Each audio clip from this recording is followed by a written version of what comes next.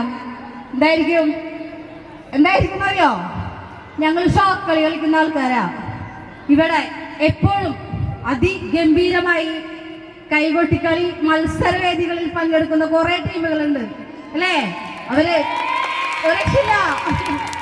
കാരണം അവരെ നമുക്ക് ഈ വേദിയിൽ അഭിനന്ദിക്കാതെ പറ്റില്ല. കാരണം ഞങ്ങൾ 3 മണിക്കൂർ ഷോ കളി കളിക്കുമ്പോ അവരെ ഒരു 40 മിനിറ്റ് 45 മിനിറ്റിന് വേണ്ടിയിട്ട് കഠിനാധ്വാനം ചെയ്ത് 10-12 ടീമിന്റെ കൂടെ നിന്ന് മത്സരിച്ച് കപ്പടിച്ചു പോകുന്ന ഏരിയയാണിത് അല്ലേ? ഷോ കളിയേക്കാളും ബുദ്ധിമുട്ടാണോ കുറവാണോ കൂടുതലാണോ എന്ന് എനിക്കറിയില്ല. കാരണം ഞാനധികം മത്സരക്കളികൾ കാണാൻ പോയിട്ടില്ല.